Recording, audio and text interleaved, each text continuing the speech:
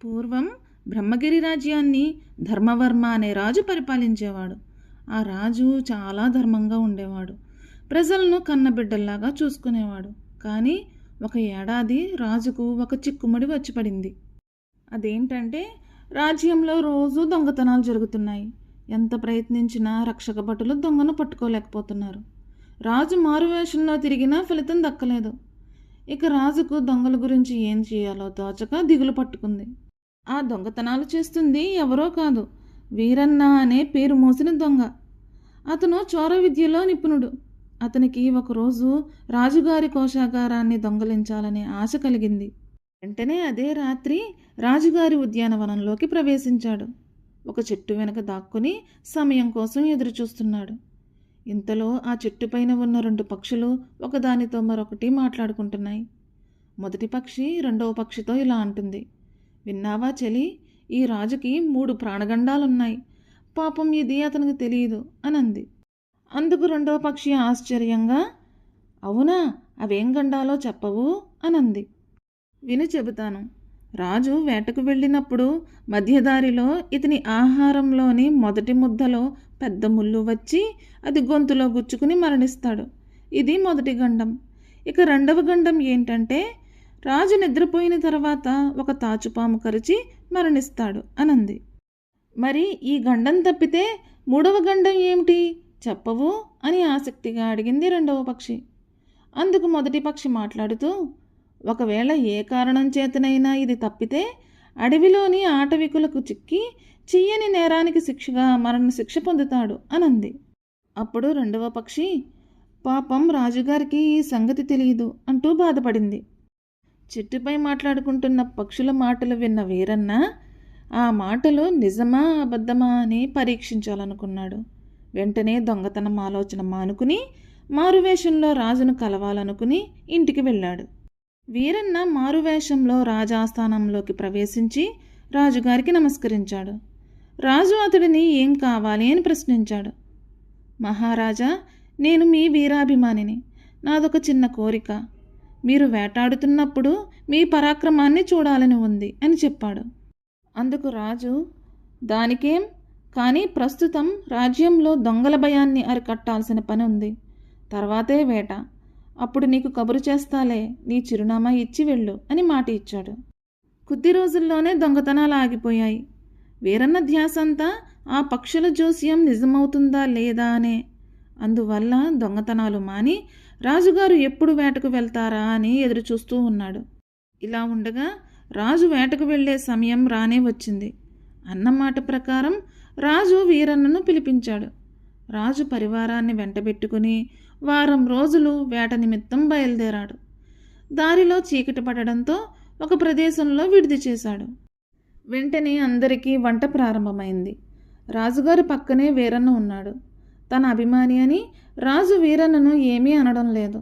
ఇంతలో భోజనాలు అందరికీ వడ్డించారు. వీరన్న రాజు దగ్గరకు వచ్చి, మహారాజా, మీరు భుజించే మొదటి ముద్దను నాకు ఇవ్వండి. అది మీ అనుగ్రహంగా భావిస్తూ నేను భుజిస్తాను అని అన్నాడు. అందుకు రాజు ఆ ముద్దను అతనికి ఇచ్చేశాడు. వీరన్న చాటుకు వెళ్ళి ఆ అన్నం ముద్దను పరిశీలించాడు. అందులో నిజంగానే పక్షి చెప్పినట్లు పెద్ద ముళ్ళుంది. అది తింటే రాజుగారు మరణించేవారే. అమ్మయ్యా, ఒక గండం తప్పింది అంటూ ఊపిరి పీల్చుకున్నాడు వీరన్న. భోజనాలు అయిన తర్వాత దొంగ ఒక కర్ర దగ్గర పెట్టుకుని పడుకున్నాడు. అందరూ నిద్రపోతున్నారు. అర్ధరాత్రి అయ్యింది. వీరన్నకు నిద్ర పట్టడం లేదు. ఈ లోపల ఎండిన ఆకుల గలగల శబ్దం వచ్చింది. వీరన్న లేచి లాంతరుతో చూశాడు. ఒక పెద్ద తాచుపాము రాజుగారి దగ్గరకు వస్తుంది. వెంటనే దాన్ని కర్రతో కొట్టి చంపి ముక్కలు చేశాడు. ఈ సంగతి ఎవ్వరికీ తెలియదు. తెల్లవారి లేచిన తర్వాత ముక్కలై పడి ఉన్న పామును చూసి, అబ్బో, ఎంత పెద్ద పాము అంటూ అందరూ ఆశ్చర్యం ప్రకటించారు. కాకపోతే అది ఎవరు చంపారో పట్టించుకోలేదు. ఈ విధంగా పక్షి చెప్పిన రెండో గండం కూడా నిజమైంది. తర్వాత వీరన్న రాజు దగ్గరకు వెళ్ళి తనకు కూడా ఒక గుర్రం, విల్లు ఇప్పించమన్నాడు. రాజు సరేనని ఇప్పించాడు. రాజు అడవిలో వేట ప్రారంభించాడు. ఒక జింకను తరుముతూ చాలా దూరం వెళ్ళాడు. పరివారానికి దూరమైన రాజును అనుసరించిన వాడు వీరన్న ఒక్కడే. అయితే రాజుకు వీరన్న తనను అనుసరిస్తున్న విషయం తెలియదు. ఆ జింకను వేటాడిన రాజు అలసి నిద్రిస్తున్న సమయంలో కొందరు ఆటవికులు వచ్చి రాజును బంధించి తమ నాయకుడి దగ్గరకు తీసుకుని వెళ్ళిపోయారు. ఆ నాయకుడు రాజుకు మరణశిక్షను విధించి మరుసటి రోజు దానిని అమలు చేయమని ఆజ్ఞాపించాడు. అందుకు కారణం వారు పూజిస్తున్న దేవి మెడలోని రత్నాల హారం దొంగిలించబడడం. అది రాజుగారి సమీపంలో దొరికింది కాబట్టి కనుక రాజే ఆ దొంగతనానికి పాల్పడ్డాడని రాజును బంధించారు. రాజుకు ఇదేం తెలియదు. తనను ఎందుకు బంధించారని అడిగినప్పుడు వారు ఏం సమాధానం చెప్పలేదు. రాజు అరిచి గింజుకున్నప్పటికీ ఫలితం లేకపోయింది. అందుకు కారణం ఆటవికులకు వారి భాష తప్ప వేరే భాష రాదు. రాజును రాత్రి సమయంలో తీసుకుని వెళ్ళడం వలన వీరన్నకు ఈ విషయం తెలియలేదు. అతను నిద్రలేచి చూసేసరికి రాజు లేడు, గుర్రం మాత్రం ఉంది. వెంటనే వీరన్న తన గుర్రం ఎక్కి రాజుగారిని వెతకడం కోసం బయలుదేరాడు. అతనికి ఆ అడవిలో ఒక ఆటవికుని శవం కనిపించింది. అతని వంటిపైన చాలా గాయాలున్నాయి. ఇంకా ముందుకు వెళ్ళాడు. అక్కడ ఒక పెద్ద పులి శవం కనిపించింది.